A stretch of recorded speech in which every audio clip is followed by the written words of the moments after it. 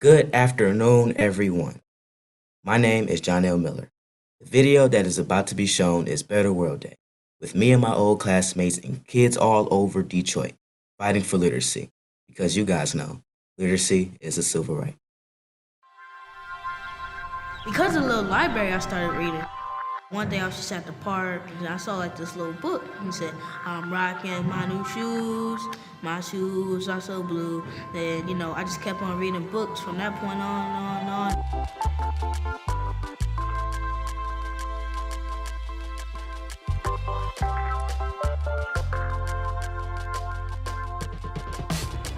I never knew that 5 years later that I would be painting, giving a little library to a whole bunch of kids. I never thought this day would come.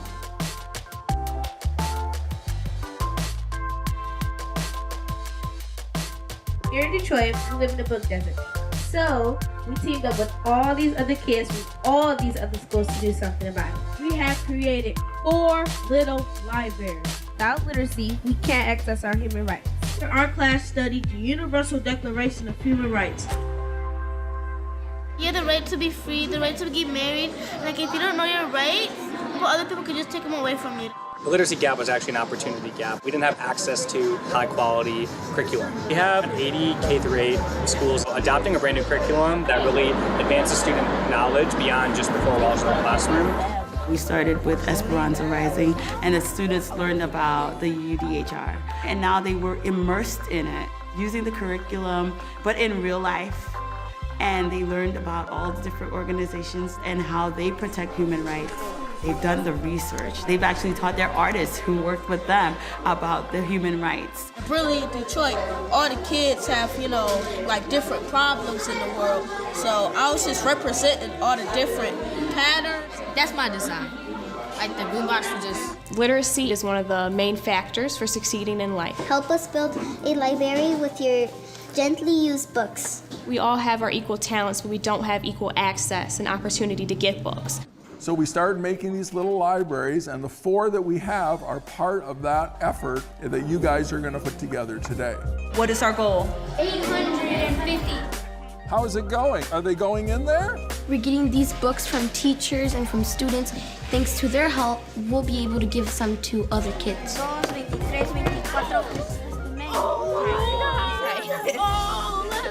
I'm gonna paint my hand and I'm gonna have different designs on it. Everybody has different personalities. And Mariah, she has a clock and she's basically saying it's time to read. 54.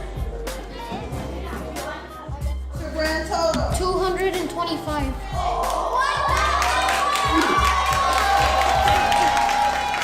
We have collected 1,158 books.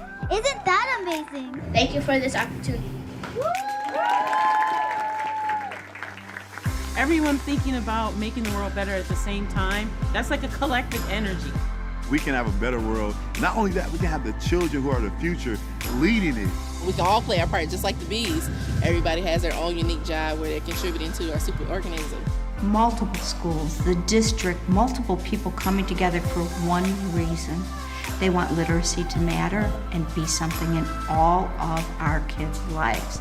They are social activists, they are writers, they are readers, they are leaders to kids in this school and in the world. It means a whole lot to know that I, Jonelle Miller, have gave something to Detroit, to have and to love.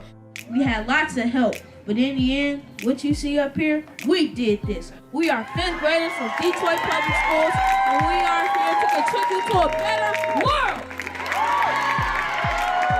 Happy Better World Day!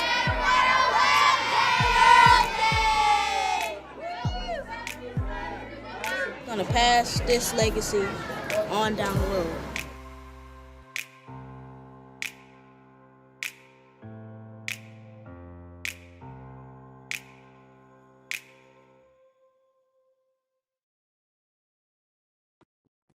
The video really does speak for itself, but I have to say, boy, does time fly. When this video was made, I was 10 years old, and I'm 12 right now. And then I'll realize how much I have grown over these 2 years. And ever since Detroit adopted EL education curriculum, I feel like the work has been way more challenging these past few years, and it's helping kids become better readers and writers. And the curriculum helps you become even brighter than you was before because it's so rigorous and challenging.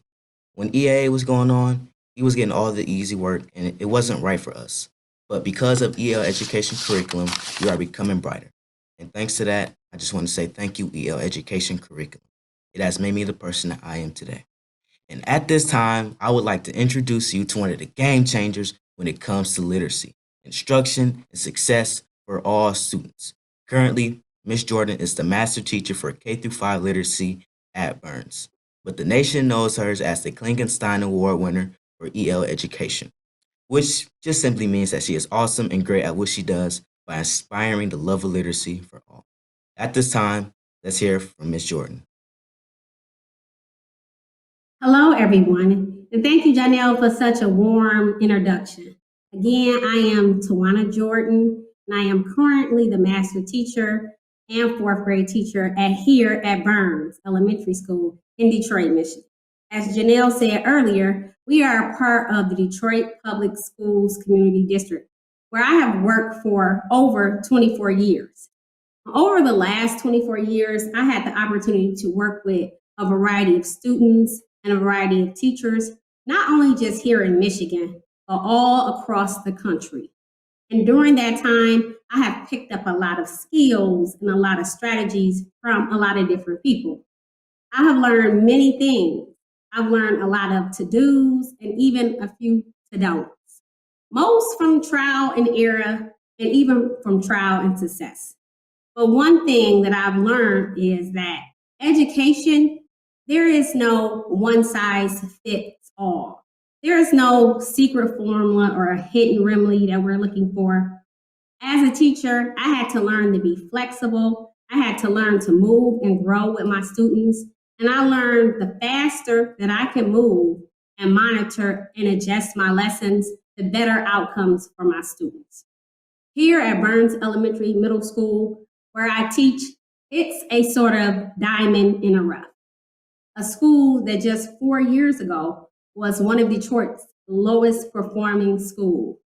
And as a matter of fact, prior to our turnaround, Burns Elementary Middle School had not shown any growth in students in a consecutive 12 years. Burns was in a state of emergency. Things had to be done. First, starting with hiring a new principal, Ms. Cynthia Clayton. She brought a new fresh air to Burns, something that they needed. She believed in our students here, despite their test scores, despite their current behaviors. She knew that they were capable of so much more. Here at Burns, like other urban schools all across the country, teachers have students who have mountains and hills in their life. And as teachers, we know that we can't remove all those mountains, but we can equip our students with a toolbox so that they can climb them. Low means and hard circumstances does not equal low expectation. Ms. Clayton hired all new teachers who had this belief in our students despite their path, despite their current circumstances. Staff who had a growth mindset and had the grit to get things done. The climate and the culture of our school had to change before learning could even begin. The students had to believe that they deserved high quality work and that they could move towards success. The following year, according to our beginning of the year benchmark assessment, we had 3 students, less than 1%, who were reading at grade level. This was the first year of me working here at Burns and the first year that we adopted the EL education curriculum. EL education is a curriculum that pushes students and teachers to reach goals far beyond what they can even imagine. A rigorous curriculum that gives our students the opportunity to engage in rigorous and rich curriculum where they can see themselves in the story. High quality text, hard work. You may listen to that and say, this and Burns may not be a perfect match, especially because Burns had a lot of students who had lots of unfinished learning from previous grade levels. But we had to dig in And during that process, I discovered that our students, once given high expectations, once given the opportunity, they can dig in and get the job done. They had the grit to finish. They had to believe in themselves in order to succeed. I left work every day tired and exhausted sometimes because this was hard work, but it was well worth it. At the end of our very first year, we went from 3 to over 70 students who were on grade level and lots more who were closer than they had ever been in their educational life to hitting their goals. The one most important thing I learned through that struggle is that we found a new strength, not just in ourselves, but in our students, and we gave them the courage to try anything. We talk about literacy as being a civil rights for everyone. As I look back at past generations of people of color and women, that was not always the case. When I look at future generations and my students, they probably can't even imagine a world without the right to read. So now today that everyone has this civil right to read, why not make reading great? Not only make it a right, but make it a passion, a gift, a goal. Make it something that children run to and desire. And don't underestimate the power of yourself or the power within your students. We have a long road ahead of us at Burns, but now that we have the tools and the belief that we can do it, we know it can be done. Thank you. And now I want to introduce another fantastic Detroit Public School teacher, a phenomenal woman and a phenomenal educator, and someone I consider my friend, Miss Pamela Hornbuckle. Wow. Thank you, Tawana. I feel so honored because you know how much I love and value as well as respect and honor you and what you do. Again, my name is Pamela Hornbuckle. I have been with Detroit Public Schools, or now known as Detroit Public Schools Community District, for 24 years. Most of those years in the classroom serving as a classroom teacher. But recently, I became a literacy coach on special assignment where I help teachers across the district. I want you to think about some main things with me before we leave today. We know that literacy is a civil right, not believe, we know literacy is a civil right. But what does that look like in reality in the classroom where our students live? I want to leave with you 3 valuable points. Number 1, please use complex text at or above grade level. That is their right. Number 2, believe that your students can meet any goal and then watch them exceed it. And number 3, I want you to believe, no, I want you to know that failure is not a person. And it's something that we all deal with throughout life. So we need to teach our students how to use it as a stepping stone instead of an obstacle. So let's go back and rewind and let's review some of this. What does that look like within context? I want you to take a virtual field trip with me. Yes, a field trip, but it's free. Close your eyes for a moment in your safe space. And we're about to take a trip in an airplane. We're about to fly. You now have become an aeronautics student. You want to learn how to become a pilot. Now, with your eyes closed, I want you to think about what would you see around this classroom? What would be your classroom? Where would it be? What would your instructor use to teach you how to fly above the clouds?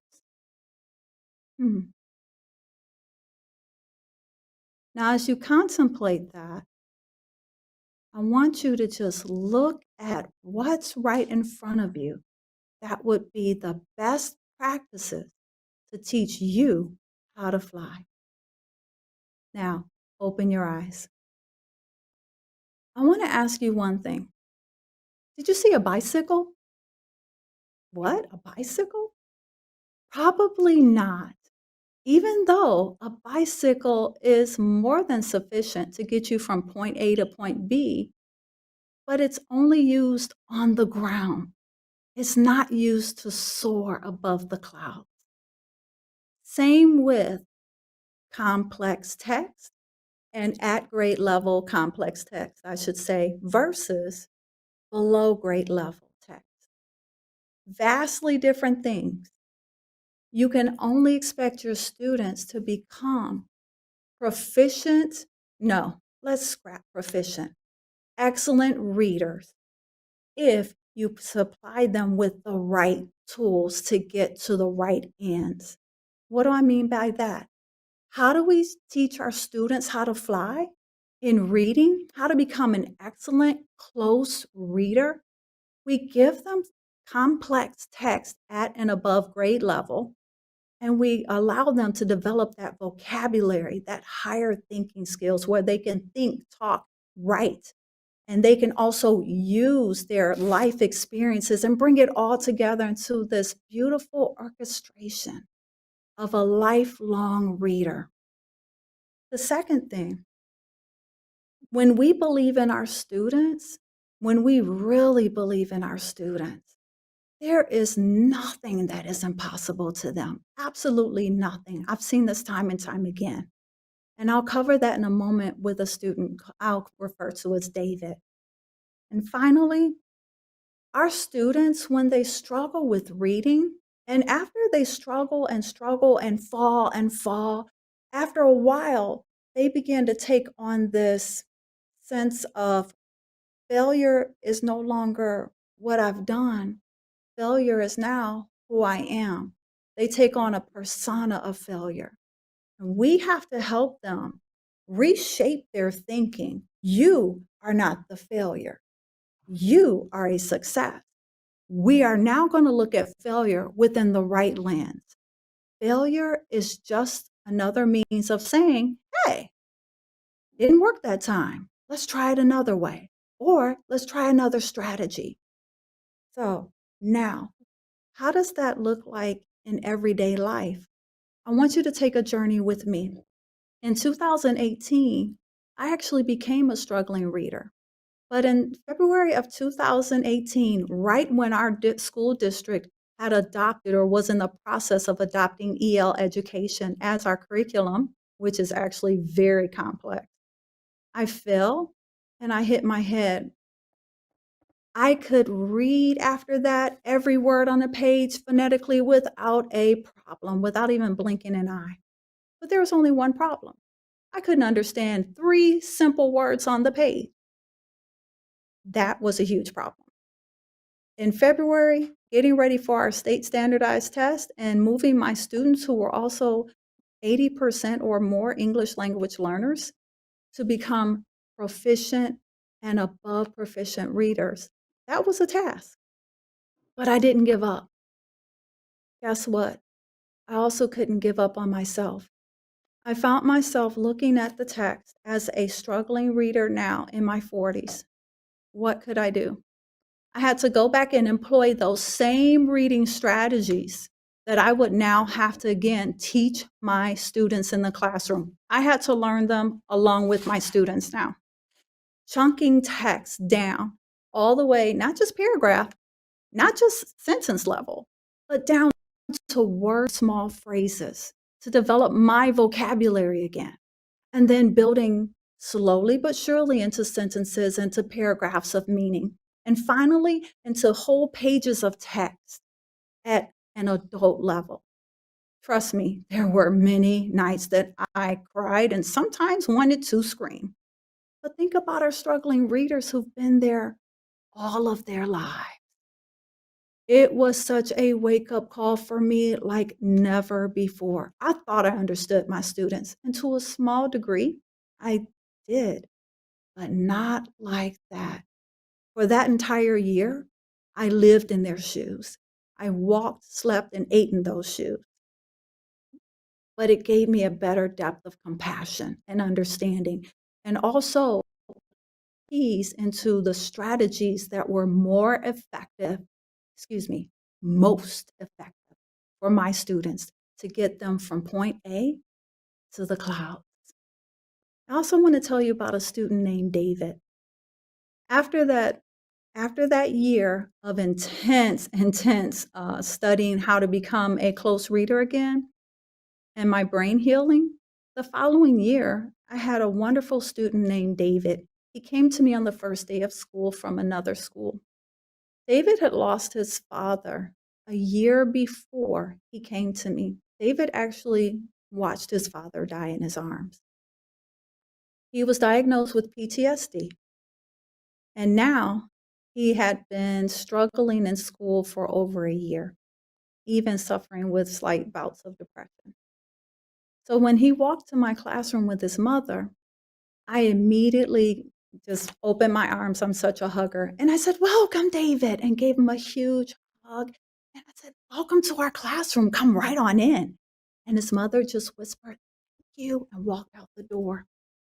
And I had to employ the same character traits that EL education has in their curriculum, character curriculum: respect, empathy, and compassion. But not only did I have to employ it, I had to teach my students how we all were a family. And as a family and a community of learners, this is what we're going to do. We are going to extend grace and compassion to each other. This is a place where we stumble, we get up, we wipe ourselves off, and we move again. This is our safe place. And now David was starting to grow. He was starting to learn.